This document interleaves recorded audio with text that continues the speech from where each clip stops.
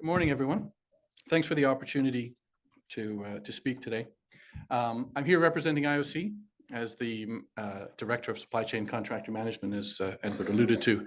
But part of my portfolio is the facilities and property, which of course includes the housing. So today we'll take you through a few slides just talking about the perspective or the means by which IOC looks at housing within the region, what we can influence and the role that we can play. Next slide, please.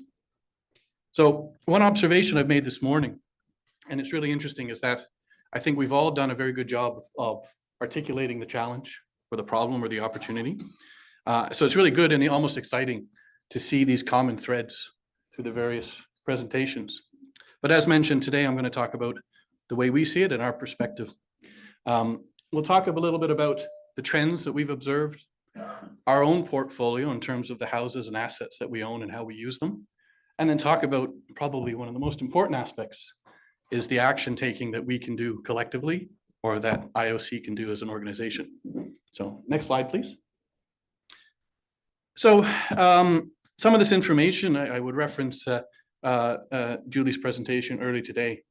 Naturally, we've seen a growth within the region, which I think demonstrates that there's a lot of value and opportunity within the region, but the population has certainly increased. And at risk of stating the obvious, obviously the housing and the ability to satisfy the demand and close the gap hasn't kept pace with that growth. As an organization, we've seen a large increase in residential employees, which is great to see. We've brought almost 400 plus individuals and families to the region. We've also seen an increase in the trend of contractors that are residing within the region as well. And I know that there's often concern, and Jordan alluded to this earlier as well, that there is a greater presence within the community of the contractors that we as a business need to use now and always will need to use. But what is pleasing to see is that we're seeing a good portion of those contractors actually beginning and opting to reside within the community. There's still a bit of a gap. There's still a large portion of the contractors that are non-residential. I think most of us know this. But what we've observed is that the trend in the increase of the residential contractors is very much commensurate with the trend we've seen in terms of the way we're using contractors, which tells us that there's a strong linear relationship between how we're engaging these third parties and these contractors and the percentage of those that are opting to reside within the community, right? The demographics are also changing too. We're seeing the actual occupants in the private dwellings change, maybe a function of kids getting older and moving away. There's fewer people living in the apartments and the homes. And we've also noticed as well that there's constraints with the access to the camp that have been observed over the years. And it was mentioned earlier too that that's been driving some of the non-residential or contractor workers into the community and taking houses, apartments, condos away from potential residents within the community. I'll speak to that a little bit more to talk about how we can address that and the changes that we've been making in order to address that concern. Okay, next slide, please. So I talked about, and I mentioned our portfolio, and as known to many, IOC does own a number of assets within Lab West, within Wabush, and within Labrador City. We have 30 standalone or single family dwellings that we own, 15 in Wabush and 15 in Labrador City. We use these as a function to support recruitment and retention and attraction of our own workforce. We use them to house permanent employees as applicable in some cases. We also use them to support those people that we need to engage to bring into the community to support the business and growth projects on a more temporary basis, maybe a secondee basis. Some of the houses, and Ed, you mentioned this, some of them were built quite some time ago. They are in various states of disrepair or need of improvements. Right now, our occupancy rates based on a total portfolio is about 66%. But of those 30 houses that we own, we have about 5 that are currently unlivable because they require significant improvements just because of their age to make them maybe not a 2015 home, but maybe a 2024 home in due time. So we are doing our best to manage the utilization of these, but it is an asset that needs constant attention and continuous investment in order to upgrade. In addition to the houses, we have interest in what we call the Matthew Building and the Booth Building, which most of you will know. And that includes about 160 apartments. These are used for our visitors, people like myself who are coming into town for business purposes. Some of our contractors, our Cat 1s, also are residing in places like the Booth and the Matthew. But we have about 30, almost 40 families or individuals or couples that are actually residing in these apartments right now because they too have challenges in finding housing and suitable housing that meets their needs. In addition, we have what we call the IOC Lodge, which is in the industrial park in Lab West, which is a construction camp complex that's capable currently of housing just about 300 people. We've made significant improvements to that facility, and for those that might have driven by recently, you'll notice that we're investing in a new camp kitchen. We've also made significant improvements to the rooms themselves and the dormitories, and anything from just general upgrades to improved air conditioning. And we do plan, all things being equal, to see further expansion, increase the capacity up to 400, maybe as soon as 2025. It's an important investment to make sure the quality is there, to make sure it's hygienic, to make sure it's comfortable, and it's attractive to potential contractors, to prevent further incursion, if you will, into the community, to encourage them to come back into the camp and make use of it quite happily for those that aren't residing within the town. We're also looking at longer term opportunities and advancements in our camp accommodations. It's a high quality camp that we're building. We're very proud of it, and we're proud of the way things have developed with it. However, we need to maintain that long-term vision to make sure the quality is maintained. So we are looking at some other options in terms of camp expansion and in potentially different locations that could take IOC and arguably even the community beyond 2024, beyond 2030, beyond 2040, and a real long-term higher grade solution in due time. And we're just at the initial conceptual phase in some of those studies. Right. Next slide, please. So I mentioned the importance of action taking. There's certain things that IOC is able to influence. There could be different thought processes in terms of what we should influence and what we can influence as well. But nevertheless, we want to take deliberate steps to do what we can now in the near term, while still supporting the needs for the long term. Some things we're looking at right now is, as I mentioned, doing some renovations of the houses that we own presently to make sure that they're available and we increase the utilization of those houses.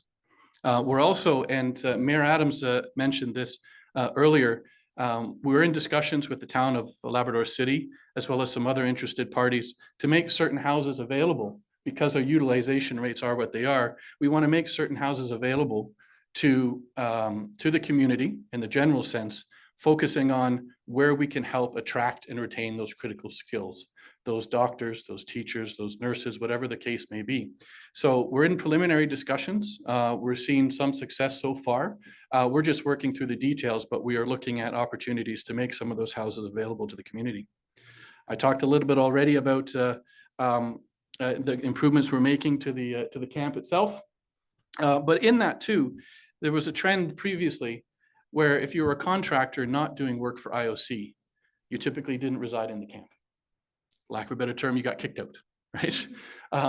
So we reflected on this and also looked at the way the utilization that we're seeing in the camp right now, and realized that there could be opportunity to open the camp a little bit more to other third parties and other interested parties and contractors, even if they aren't doing direct work for the Iron Ore Company of Canada, such that they can be put or drawn back into the camp facility, out of the hotels, out of the apartments, out of the condos, hopefully on a permanent basis, right?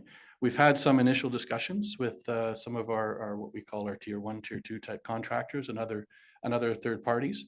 It's very positive so far, so we expect to see in the near term some real positive trends in getting more contractors into the camp and seeing that utilization increase to make sure that the right people are in the camp and the houses are available to those that are interested within the space. I've had some really good discussions with Lydia in particular. I'm not sure if she's standing over there, but I think working closer with the Chamber of Commerce in particular is of real interest. The concepts that we have right now that we're exploring is something to the effect of an investor day is what I call it. But it's where we have an opportunity, and this is where IOC can help facilitate and actually bring people together through partnerships to actually bring those developers, bring those investors to the region to meet the local contractors. Even if we find a developer that wants to build or ship modular homes to the community here, that company will need a contractor, a carpenter, a plumber, electrician to assemble it, to commission it, to fix it, to maintain it. And I think we've seen good evidence that we've got local contractors here already that can support that. So the concept would be that we look at things like an investor day, such that we make those connections and help to enable those people to build those relationships to really see improvements. That's just one example. It's early days, of course, and I think that it's really important that we continue to build that relationship in that space. We also, and there's been lots of talk even days before I joined the summit here about the reinvigorated task force. Speaking for myself and my colleagues and the organization, very much looking forward to further engagement in that space. I think that's huge opportunity myself. There's also support with the Regional Economic Development group as well that IOC is there and prepared to assist with. And we continue to see continue to engage where we can to support things like the seniors housing where possible and to help that project move forward. And I know it's gone through some changes of late. So it's really important that we continue to partner and facilitate discussions where we can. These are some of the areas that IOC can influence. It can't always just strictly be about investing or buying or purchasing. There's a reasonable means and time to do those sorts of things. But I think that one of the best things we can do is really focus on that facilitation and encouraging those partnerships where we can. And as such, we view that the government naturally and the community has a role to play. We touched on some of those things with the discussion in the panel that just happened. It's around seeing that land available, getting access to those utilities. I just had a conversation with Mayor Barron, echoing the same sentiments that it's fundamental that the land and the services become available if we are to build or grow. Whoever may be owning or building those houses, that discussion is almost secondary. First and foremost, we need to see that land available. With the concern around the way that some of the properties are being used and apartments are being used and potentially displacing community members and residents being used by contractors, I think it's reasonable to think that we need to reflect collectively on what sort of suitable regulation the municipal, provincial, and federal governments could support within reason to make sure that we can regulate that, control it, influence it a little bit more so the interest of all parties can be better managed. Of course, we talked about task force. We talked about partnerships with the Chamber of Commerce and other parties. It needs to be structured. It needs to have a common vision.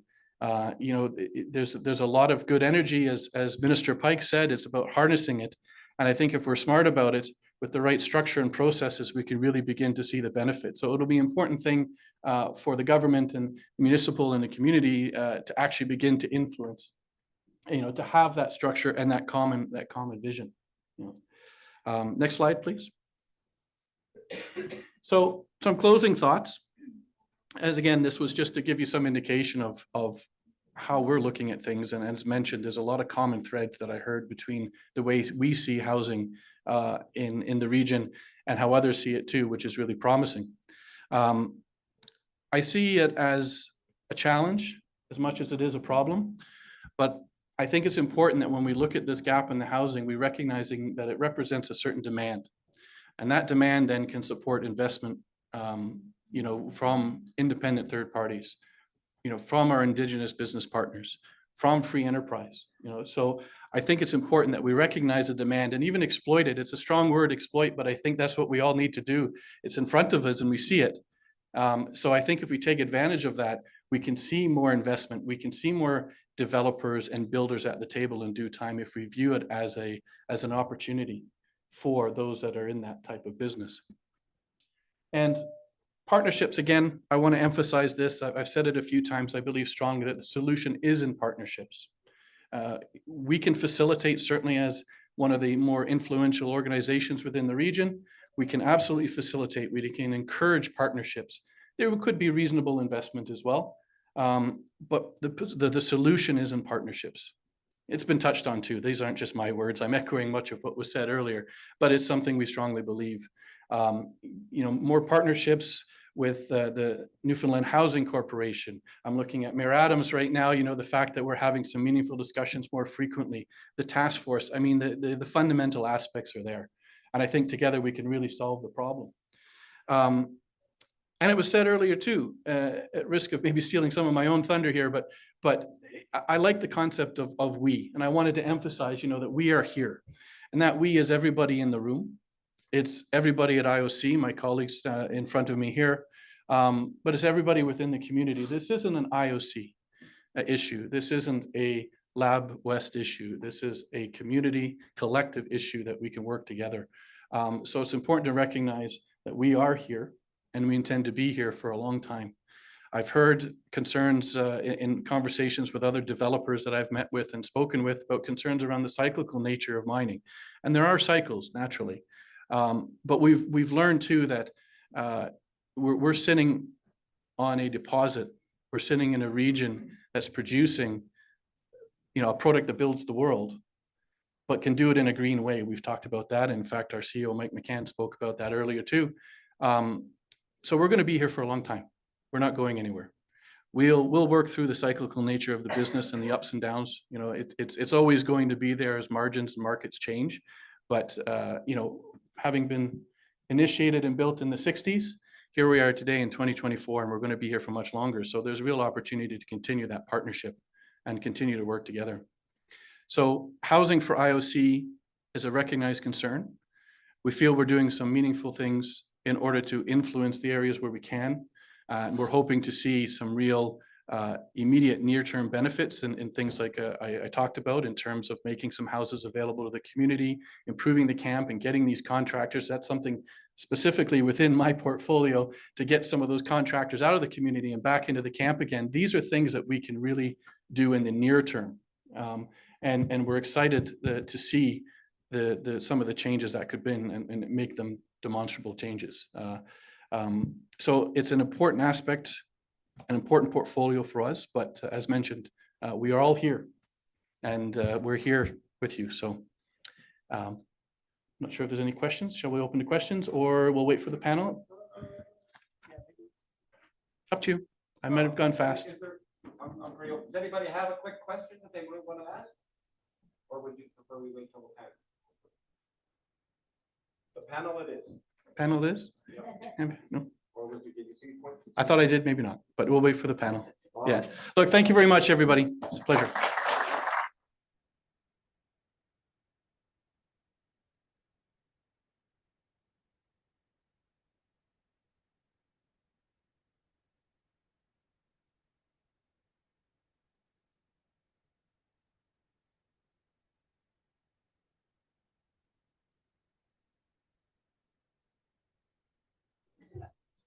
There we go.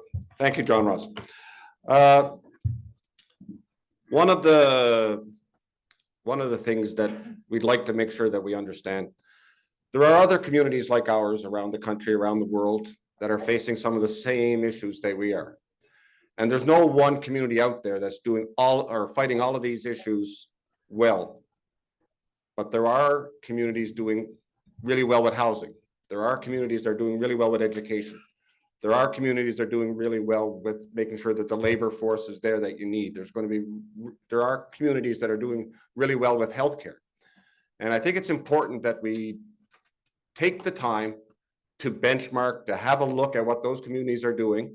And I'm not asking anybody to do a mirror reflection of what they're doing, but to at least look at it and say, how can we adapt that to our situation? What are those communities doing that are really well in that? And one of the nice things that I saw when I saw the schedule is I see we have our friends coming from Fermont to come and give us some thoughts on what they are going through with the housing. So here's an opportunity for us to benchmark, to have a look at and understand what I'm pretty sure would be some pretty similar, but then other diverse situations that they are facing. So with that, I'd like to welcome Claude Gagne and Stephanie Ouellet from the town of Fermont to make a presentation.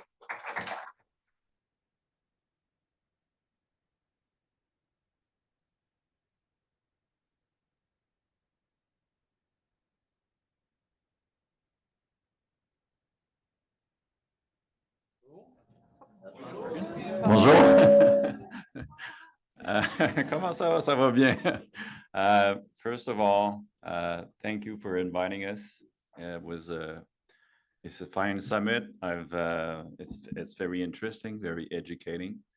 I'd like to start by saying a few things. First of all, I'd like to convince you that we share precisely, absolutely, exactly the same realities: energy, housing, public services, Stephanie here with me will be presenting a small project, affordable housing project, and maybe it can be an inspiration. I know the importance of partnership. You'll see it in Stephanie's presentation. I would like to thank Mayor Belinda for promoting me in the last few days to the status of mayor. I am not the mayor of Fermont. I am the general manager. And also, please stop promoting me to the status of mayor because the pay cut is substantial. I mean, fourfold, so please. Martin Saint Laurent is the mayor of Fermont. He works at the mine, and so he could be here, but I report directly to the municipal council. So thanks again for inviting us. It's very interesting. And I'll let Stephanie do the little presentation, and I'll be on the panel afterwards if you have any other questions. Now, English is not our, how do you say that, our first language. So we'll do our best. And if we need, was that? Okay, good. So here we go. I'm not speaking very loud, so I will try to everybody can hear me. So I'm honored to be invited today to speak about affordable housing project that we have in Fermont for 23-24. Now, our goals. The Société d'habitation communautaire de Fermont, or you may hear me say SHCF, is developing new affordable housing for our Fermont population. And our why is because we want, first of all, maintain retired workers who wish to stay at Fermont in our region. And second, to accommodate low-wage workers who can't find lodging. And the last point is to offer an option to workers who are leaving an employer to provide housing, because we now have a problem in Fermont. You have a lodging if you have a job. So if you lost your job or you want to quit for a better situation, you have to give back your housing.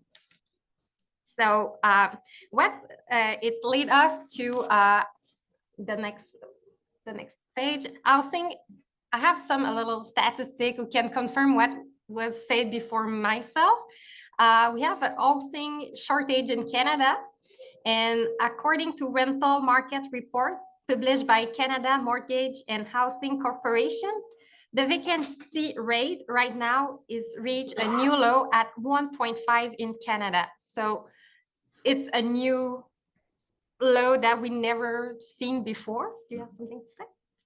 No? Okay. And concerning the rent, due to the shortage of vacancy, the rent for a 2-bedroom apartment is higher than ever, with the growth in rent reaching 8% in 2023, compares to 5.6 in 2022. And right now in Canada, the median rent for a 2-bedroom is $1,356 per month. So it's higher than ever. So we want to bring some little solution, maybe, or building incitment to help the promoter to make some new construction or invest in the development of housing. So we have the building incitment. It would be important to stabilize the construction cost, because right now we don't have a middle fit. The cost of construction is very too high, so it's difficult to have affordable housing. So if we can have a better cost for the labor and the material, it could be the solution for everybody, because it's a lot of money we invest in that development. And the second, can we keep a pace between affordability and built-in cost? That point complete the first one, because actually it's not equal. We involve so much money in financial and building costs that at the end, the project is not as much as affordable that we want at the first place. So we have some problematic to find financial to complete our organization and we jump with a lot of problematic with the fees, because the cost of construction is so high and it's so hard to have labor. So this won't be more like a potential solution, but mostly all those costs is a break for the constructor and the promoters to develop and build more. So the next one, I have some little statistics that all prevent from rental market report. The Canadian Mortgage, and Housing Corporation project that 3.5 million of new housing is needed until up to 2030. And in part of that is due, and I hear some people spoke about that before, we have a new market of young adults between 15 and 25 years old who increase the number of renters. And we have a lot more alone people who want to have an apartment. And because actually the mortgage is higher than ever, actually the median interest rate, is at 5.7 in 2023. So people don't want to buy and don't want home ownership, don't want to become home ownership because they don't have the financial capacity. The interest rate impact too much the financial and discourage them to buy. So they want to stay in rent, and because we have a low vacancy, it's difficult for them to accede to decent house at low cost. And it's a cause and effect. Less affordability for mortgage equal higher renter request will cause a decline of accessibility. And so we have a low vacancy. And there, where we are right now, we need to develop more. And what brings us to the solution that we can have. You have something to add? No. Okay. And then it will be important to providing more government financial assistance to help the housing development organization and promoters. It's the principle, I think, to help everybody who wants to develop and put in place some solution. And then municipal help too is solicited to help housing project by granting property tax credit for housing development. At Fermont, personally, with the project of Société d'habitation communautaire de Fermont, I'm sorry, it's pretty French, we benefit of property tax credit for 18 years.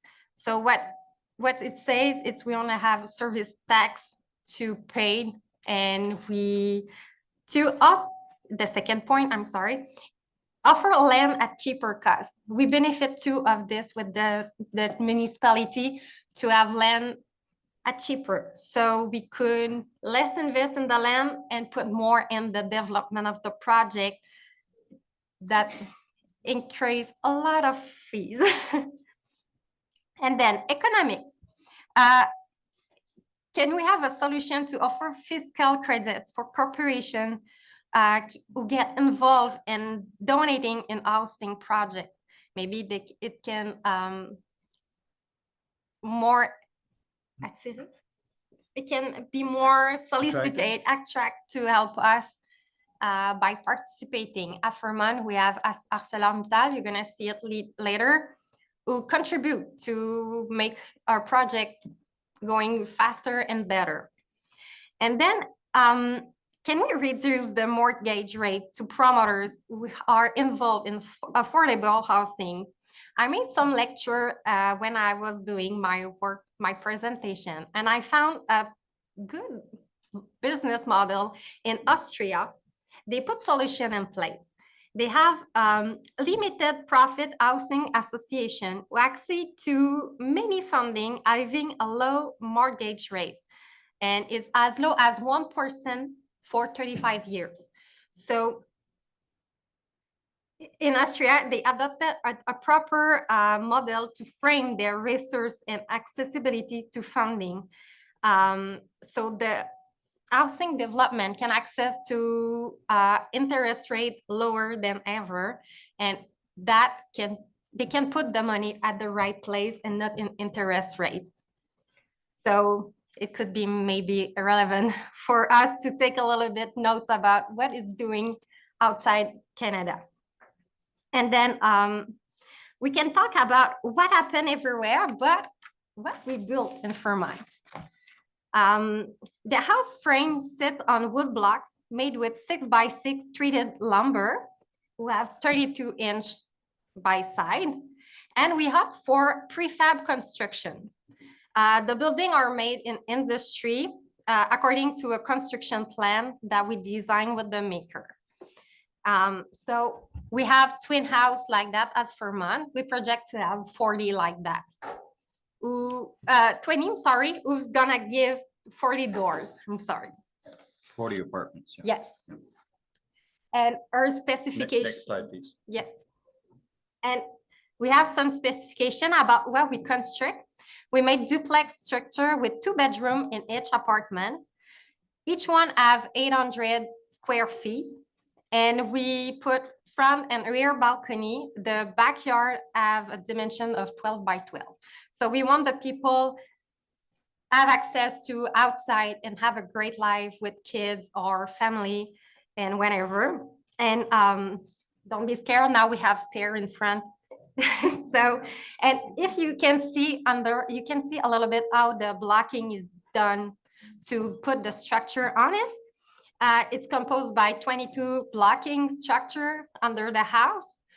And we're gonna have 4 in it who's gonna be adapted for people who need it. So we're gonna have ramp to access at the house. We have more space in case of a wheeling chair. So we have beside the toilet, we have a space to put a wheeling chair. It's all adaptive. We have in Quebec, Code du bâtiment, who have to respect some specification for people who need it.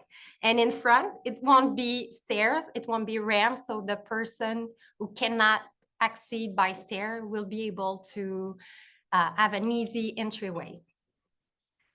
So all that, but at what cost?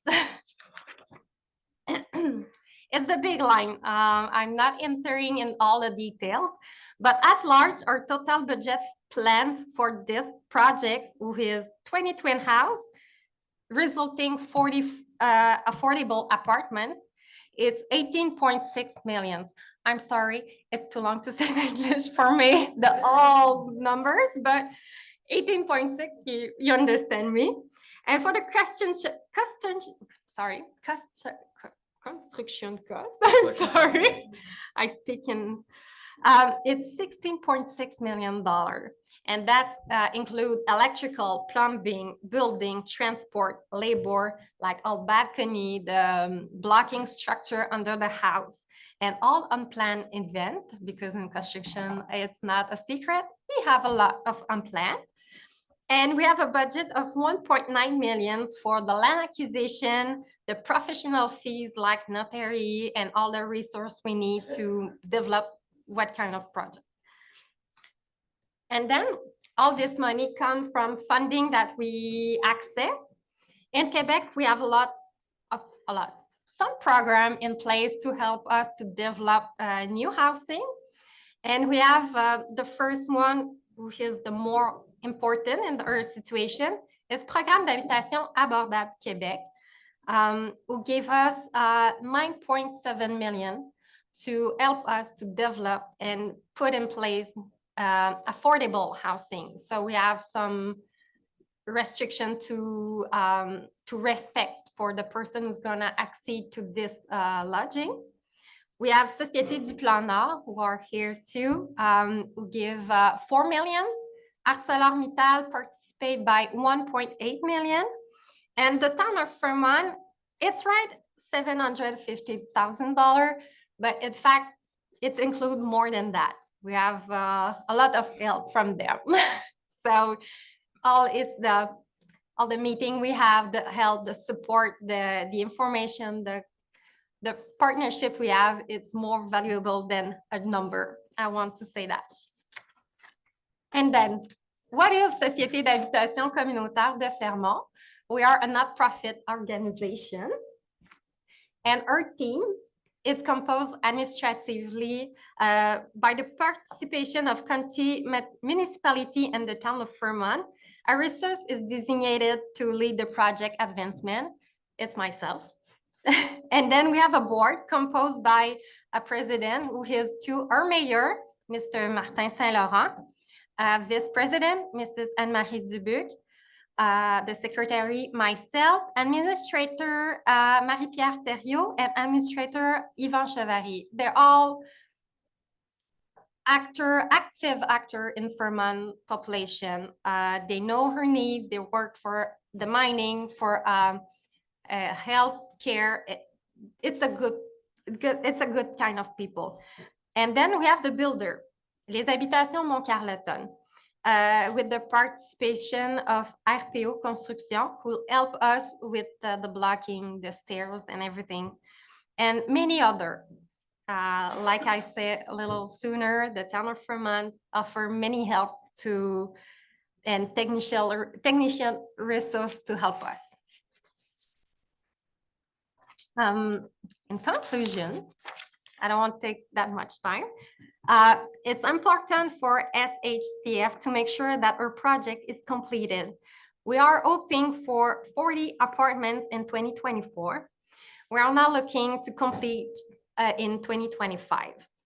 Our renters do not really have any other lodging option in Fermont, but they contribute to the health and the sense of community to our town. It's retiree, daycare employee, retail store, restaurant, and such many people. And we must assist those who willingly choose to stay here at Fermont and want to stay near their children and grandchildren. So it's and I know some people mentioned it sooner, but it's purely a social work that we have to be able to put in place good option to keep our people in our region, in our town. We as a population want to still have access to all our closer service. If we don't have any drugstore or grocery store, what we are doing, we need those people. And it's important to take care of them and make sure they can be lodged without being stressed of losing their house if they leave their actual job.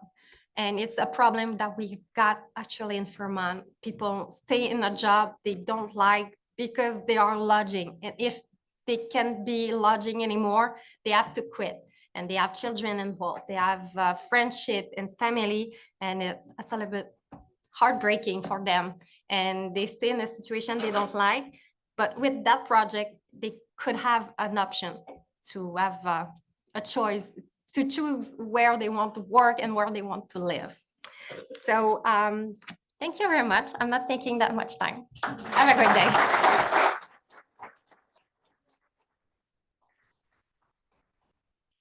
How we're doing time-wise?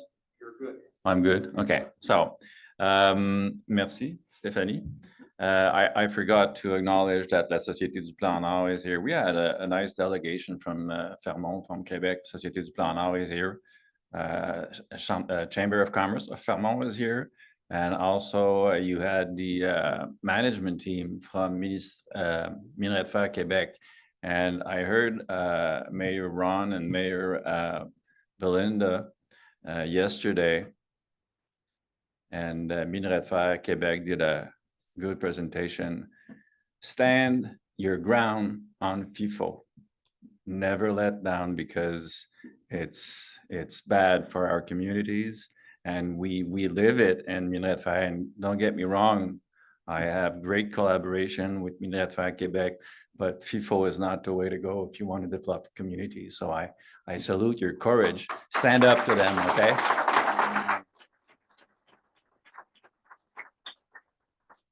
I hope I'm, oh, ArcelorMittal also was here, the the general manager of the mine was here yesterday.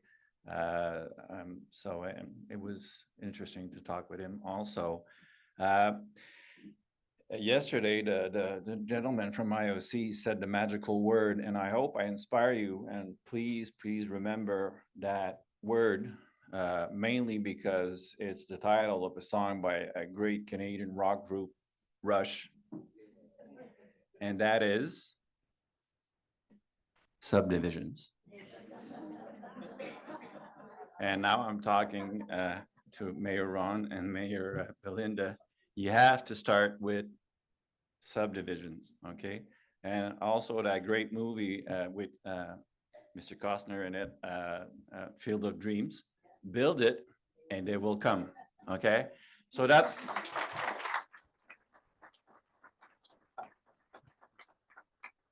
I love that movie. But actually, it's what the gentleman from IOC said is true, and I've heard it a bit more today because housing is the subject. In Fermont, we built a new street last year, 24 lots, service lots, and to do this project, oh, and there's two details, I'm sorry. What will be the rent for these affordable apartments? We have three categories for our renters. We're going from $585 to $700 by month. So.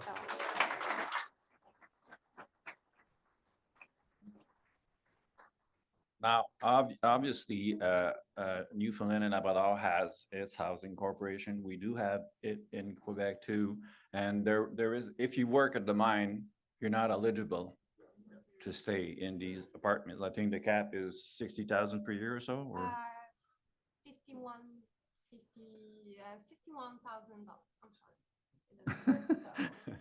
So it's truly affordable apartments for people who do need them, and they contribute so much.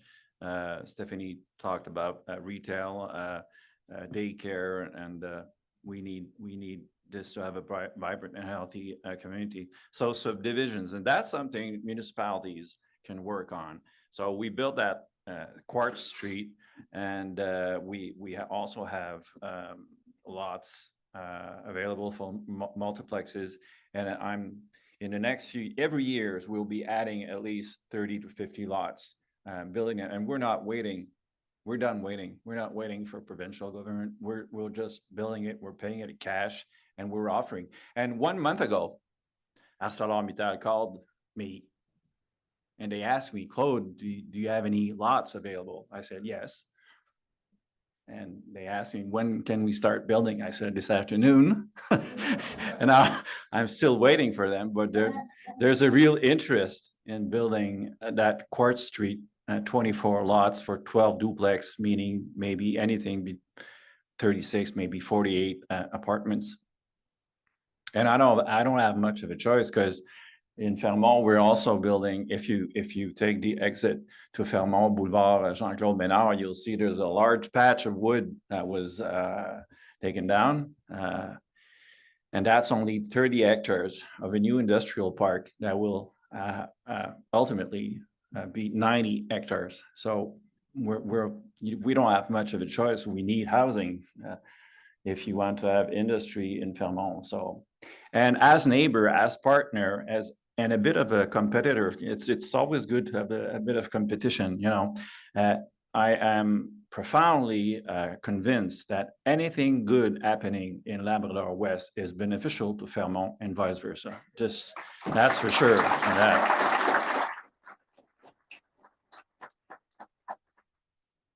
Truly.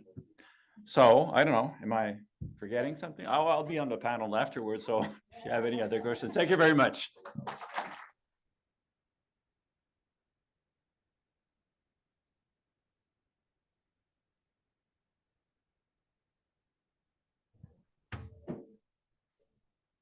All right. As you've heard, I've recently moved to Ontario. And as I get reminded of very often, I'm from Newfoundland and English is my second language as well. It's not, they know exactly where I come from as soon as I go down there. So thank you so much for that. And again, I'm a huge proponent of benchmarking and an understanding what other communities are doing well and how we can leverage off of that knowledge. So we're going to continue. We're going to have a panel discussion. Claude will be here, of course. John Ross will come up. And we'll also have Toby from the Labrador West Chamber of Commerce. So let's get her going.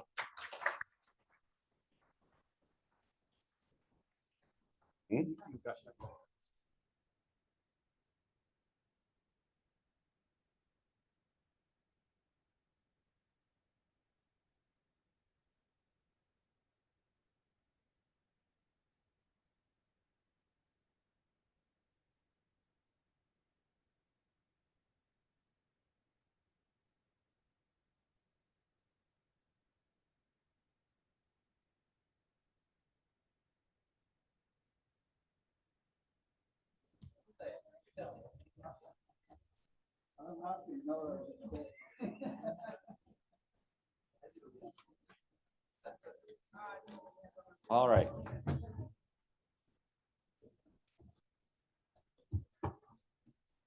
So this is excellent. So now we'll get into some of the meat of building extra homes, of what the construction concerns will be. One of the things I'll highlight right from the start, this conference is being transmitted over the internet. It's on Zoom at the moment. And right now we have a construction company online watching what's happening here, actually sending us comments as we go with some suggestions and some ideas. And we have Scott Mansfield from Homeworks, a modular home company, who's talked about affordable homes and how they might be the type of solution that we might be looking for. It is obviously something that you folks at Fermont are looking at, is getting those things constructed and then brought here rather than bringing a construction company here. Obviously, if you bring somebody to construct those buildings here, they have to have a place while they're here. So it's not only do they come and they build homes, but you have to go through that pain if you're going to be building a fully from the ground up type of home. So I'll ask the three of you to just make comment, and maybe Claude, you'll start because you're into the journey. How did you start coming to that point where you said we have to do this differently? How did you get to the point where modular homes, and is it something we're thinking about in Labrador West? Well, I have to talk about the leadership of our mayor and our municipal council. And, they were aware of the housing problem. And the first thing we did is we realized that I mentioned the word subdivisions. Before doing those subdivisions, and we will keep doing them to make sure that if anyone comes around, ArcelorMittal or a promoter, we're not expecting promoters to run up to Fermont and say, hey, we got projects. So we will be doing it. The town will be doing it, whether it's through that nonprofit organization or otherwise. So the first thing we realized that we had a construction company, Beluga, that owned 20 lots, service lots, perfectly good lots for construction, and they were not developing them. So we bought it off. They were on the market for $60,000 and each 20 lots. And when they learned that the town was interested, suddenly they were worth $85,000. So, but we did buy them, and now we're selling them back with a good rebate to that nonprofit organization. So they're saving $1 million, and that contributes to the financing of the project. So that was the starting point. That was the first domino to tumble down. And now we'll be constructing north of that, what we call Rue de la Salle, another 30 lots this summer, and so on and so forth. But it was a realization that we were called by the daycare center saying they have a new permit for 20 more kids And they have a curriculum coming in, but they can't lodge them, you know, they can't house them. No, exactly. Yeah. No, understand. So Toby, with that, are those types of construction ideas out of the box that we're not, and I can't say that we're not used to it. Like I said, I lived in a mobile home. They were constructed, they were constructed elsewhere. So it's been here forever. Is that the type of things that we would be looking for in here in Labrador West as a viable, affordable option to a fully built house? I think I'm just gonna launch into a little tirade and you can go from there. So, you know, I heard Minister Pike suggest there was a coming of age here. And I challenged him on that after, and I told him I might not say nice things about that, but we're not coming of age. We've been of age for a long time. So, you know, I don't think he meant to put it that way, but at the end of the day, if that's the case, there's a real misunderstanding about where we are right now. I've heard, you know, different comments about affordable housing. There's two issues here. Affordable is different. It's a very important part of what we need to do. But it frees up a ton of houses if we're able to make that happen, but it won't be enough. And so there's programs for affordable housing, and I think that, you know, all of these construction types need to be looked at. But we also, and there's programs for that, and they may need to be enhanced for Labrador West, a little more in Labrador, kind of enhanced. But we also need programs for people who make a good living and are in this other situation. There's also the ability to free up houses, maybe with some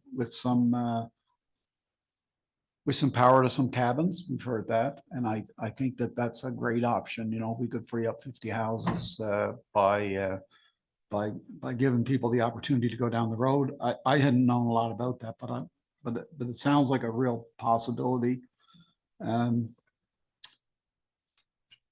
So, you know, when I first day I met Mike McCann, he gave us a lecture on how he was meeting with developers in St. John's, and you know how excited he was about that. And I told him he was wrong. And we had that discussion recently, because they're not beating down the doors to get here, and they're not ever going to beat down the doors as things are. I had a conversation with a person I know at Prestige Homes some time ago, and suggested he should come to Labrador West for the summit. And he said, I can't sell my president on a flight to Labrador. We've lost so much money there. So, you know, that's a good indication of, and I had the same conversation with Homeworks, the people who you have the letter from. You know, by the sound of it, there's nothing there for us at the moment. So, you know, we need to find a solution to just some numbers, and I shared some of them this morning. If you put a home on a truck, a single unit home on a truck, 16 by 68, I think is the size. You end up here at about $380,000. Now, there's a bunch of real estate agents in the room, and they're going to tell you that you can sell that house for $280,000. I'm pretty sure you can ask any one of them, and I won't be far off. If you put modular homes on a truck that are bigger than 1,160 square feet, which is what you're going to want for 3 kids, and you're going to land it here at about $550,000, plus or minus, depending on how we do the lot. And you're going to be able to sell for $360 to $380, and that's not. I mean, that's not what the kids, you know, who just got their 90 days in at IOC are willing to pay for them. That's what the bank is going to give them to buy it. So, you know, that's our standard. The bank the banks have been here when the jingle mail happened here and people threw their keys on the counter and those kinds of things. And they have a tolerance of certain numbers. If you stick frame, there's currently a house being stick framed in the winter in town, and it's coming in at $450 a square foot. So 1,600 square feet, It's coming in at 720,000 if you throw a lot in there. If you do it in the summer, you could probably cut it back to 560 plus the lot. That could probably bring in 450. You could probably sell that for 450 and get a mortgage on it. Okay. So we've got a delta of between 100 to $150,000 a house construction wise. We have to find a way that, someone, and, we heard Mike McCann say yesterday that they paid $500 million in taxes last year. So I don't think they're cutting the check for that $100,000 discrepancy.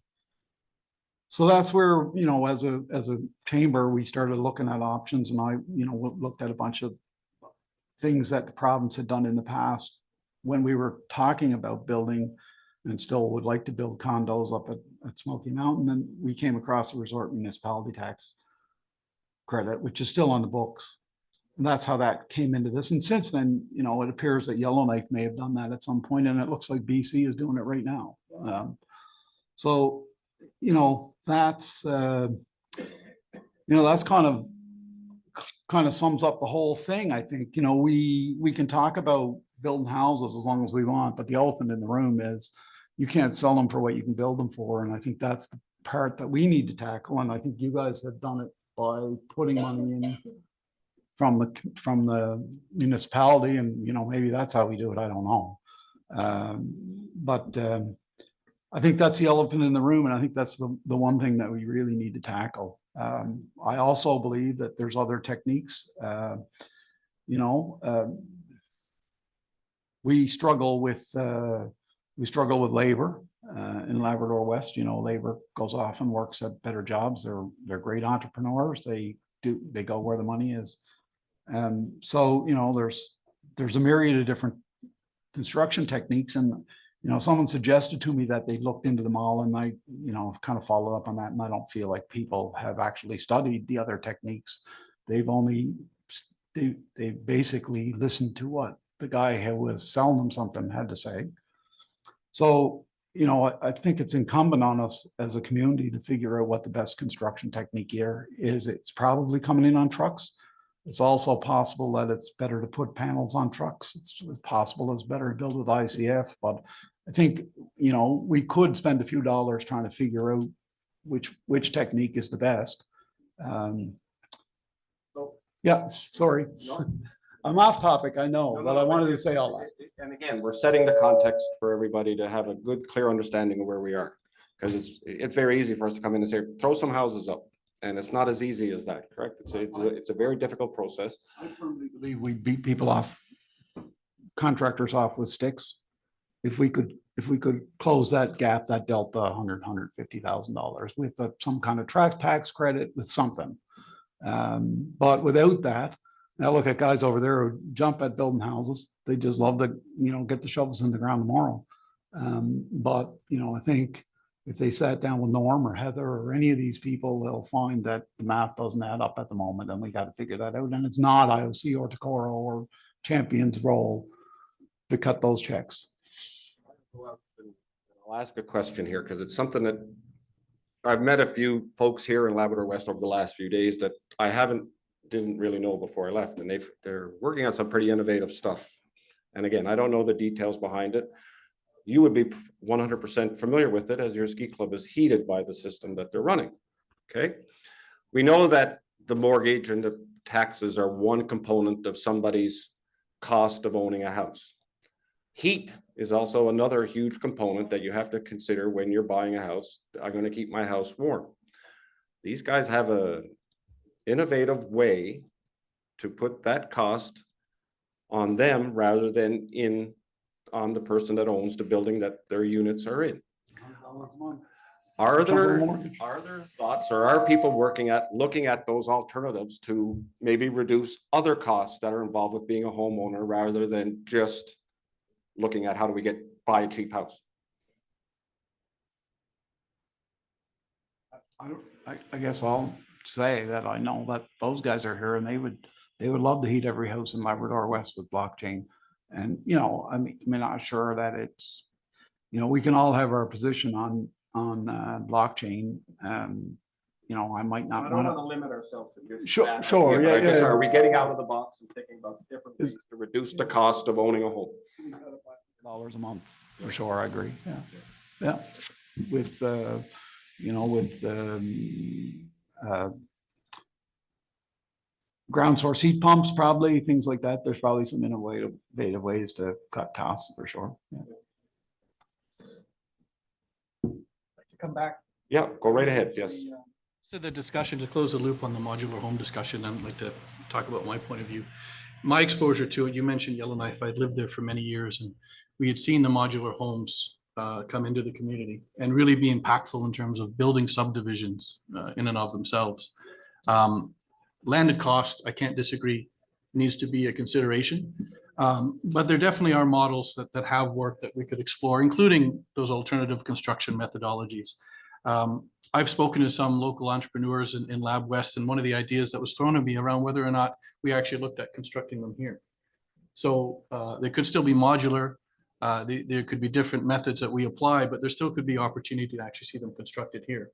Your comment too around the fact that we'll need workers, contractors to build and assemble these houses.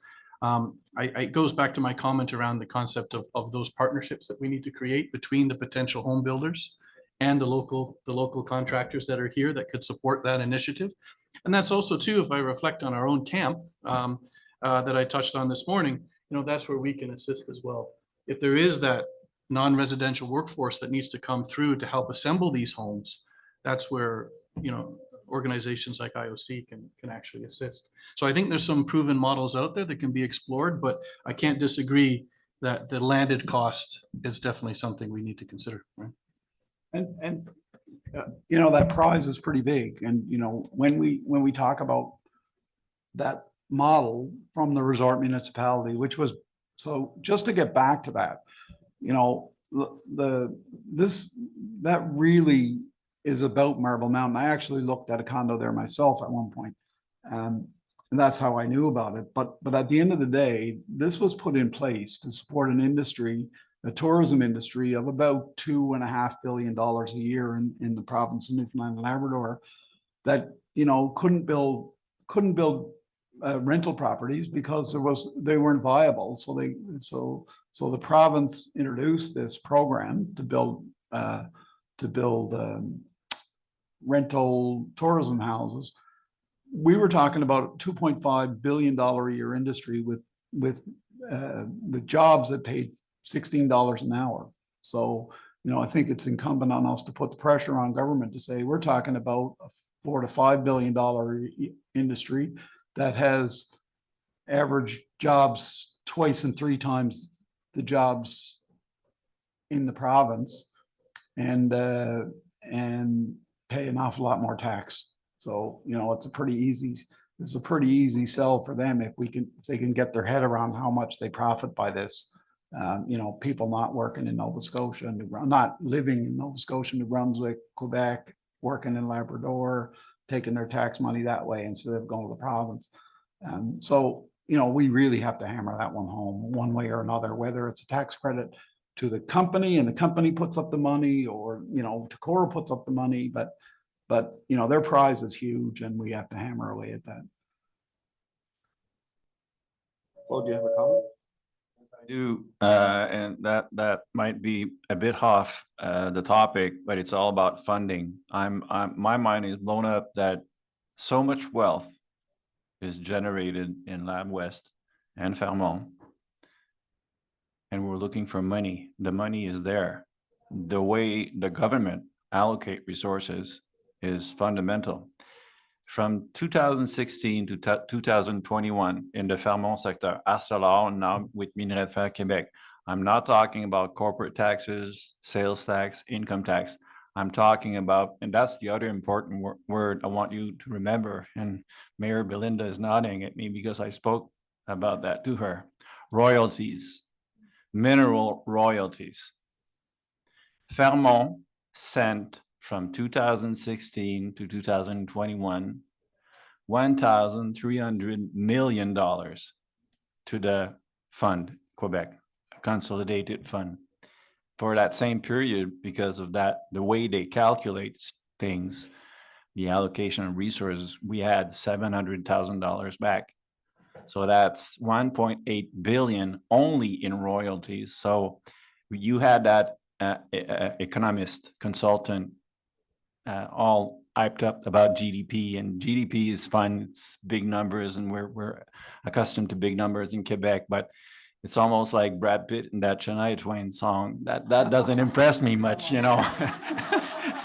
You know, okay, so we generate a lot of wealth. Where does that wealth go? And please do the job for us, because the Quebec government is not listening to us. What we're saying is that two things.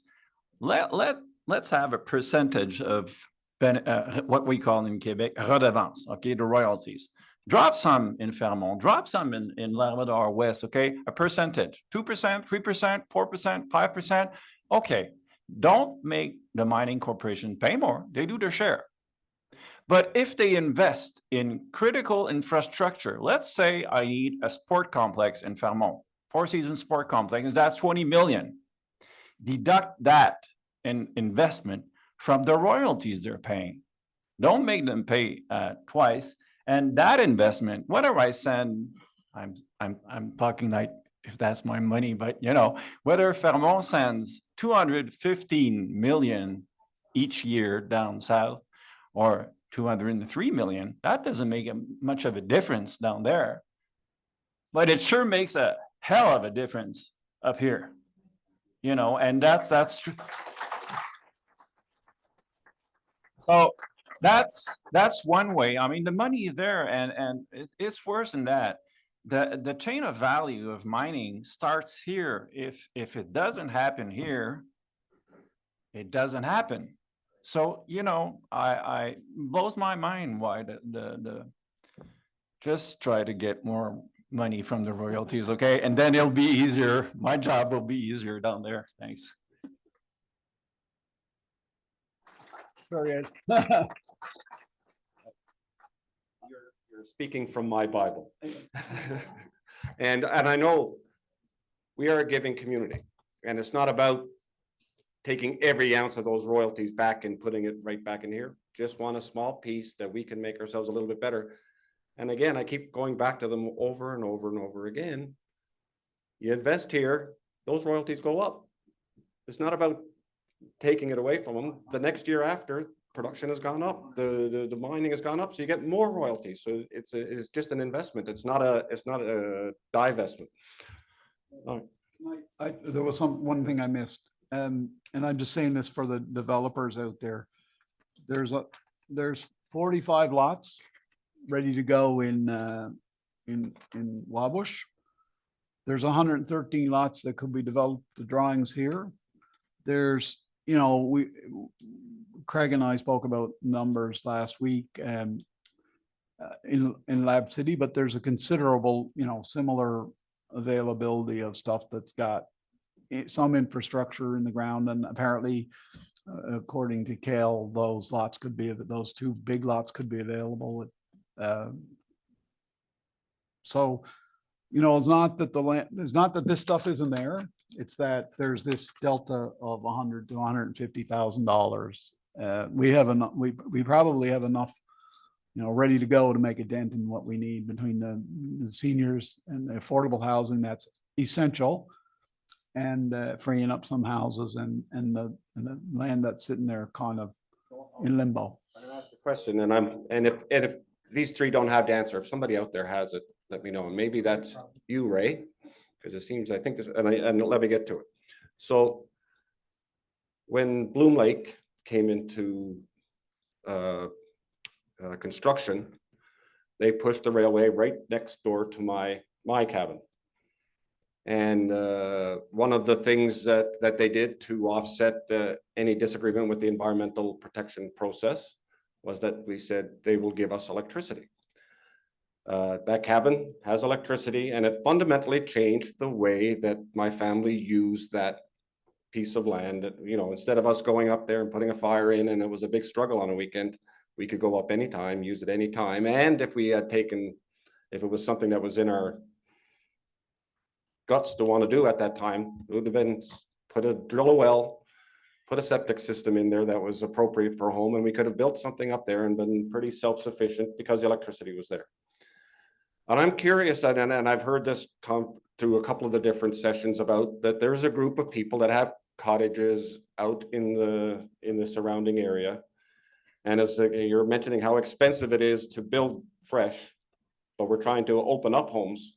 Maybe we don't need as many new homes, and it might not be such an expense to help somebody move their cottage from a cottage to a home. Is that something that we've had a really close look at, or what's the order of magnitude in terms of people that might, or families that might be interested in that? Have we looked at that opportunity? Well, I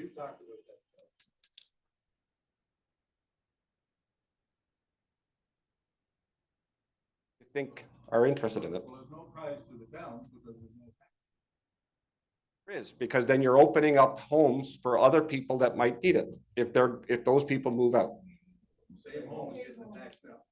Yeah, So, but there is other opportunities. I mean, I'll say this as president of Smoky Mountain Ski Club. I mean, we were devastated to find out that the resort municipality tax credit was still on the books, but the applications had closed as soon as the Marble Mountain issue was solved.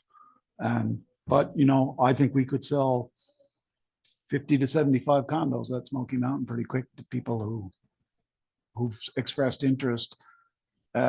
So there is options there, and they are within the municipality of Labrador City. So they would be taxed in Lab City. And, you know, I'm not sure that that's part of the conversation, taxation, but certainly there'd be an interest, and there's a pile more ready to go now. okay, so I'll let this end with, oh, I have a question, go ahead. I just want to speak to what Ron has said. Yes, we have 400 cottages built in the world. We have 150 one day. 100 one day, 73 days, 150 signed up one hour. Unheard of it. It's open. It was on Sunday morning, Sunday night at 180 one hour. There's a website to get this going.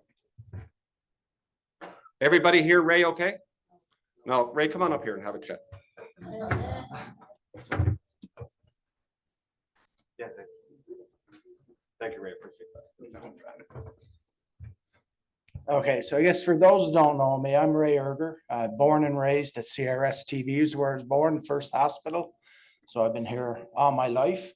I do now have a home outside of here as well.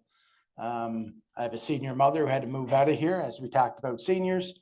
She could no longer live in her house. Your option was, when you turn old, you leave. That's your option in this town.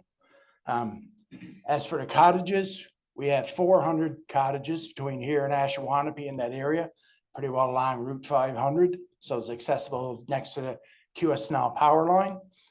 We had in one day, 100 people who signed up who wanted power when we started this. Different areas have fought for power before and couldn't get it. So we got together as a group for all the areas, and we've been working for 4.5 years, as I said yesterday, working on this. To Ron Barron's point, yes, this is not going to increase your tax base for municipalities. But I tell you what it will do. It will free up housing for newer, younger generations that are going to improve, build more. It will keep people in around seniors or other people that are going to move out. We have 50 right now that want to move out, and there's at least 10 or 15 lots that are waiting on hydro to build that will move out. So that's 60 houses you got freed up overnight when we get power, pretty much. But you will keep a volunteer base. You will keep firefighters that are involved. As you said before, all your different organizations that are looking for volunteers. A lot of your seniors are involved in a lot of this. We'll stick around to help that stuff. All this stuff working for the cottages, that's all volunteer based. There's nobody paid to do this work. We're just fighting on our own to do it. But there's a huge benefit. It will open up an area for development down over the road where you don't have so much hard rock, or you're not building a new subdivision as you talk about on a block of ore. You can take it outside of the block of ore. So there's so much benefits. Am I going to get a tax base to pay to Wabash or Lab City when we move out? No, but there's a lot of other benefits that come with it. So don't overlook it. That is probably your quickest, easiest, cheapest fix. Right now, for my area to get power for myself, not including anybody else, is about $1.6 million that I was quoted. So you divide that up, obviously I'm not paying $1.6 million. But when you got 150 other people that want to chip into it, because Newfoundland Hydro, you pay first or you don't get it, that opens up the opportunity for a lot. You build it, they will come. That's been proven. That's not new science. You build it, they will come. You put power down over the road. At one time, you wanted to have a meat factory. I forget what it was called now, but they want to bring cattle in. Power and areas as well. I guess I'm kicked out, but it does open up opportunity.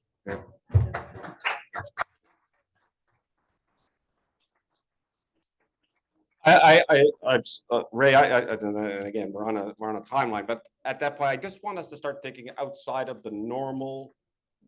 This is what we would always have done for the last 70 years to help this situation. There's got to be different outside of the box ways of doing it. So I just want to introduce that as a possible solution. So we're clue up here now.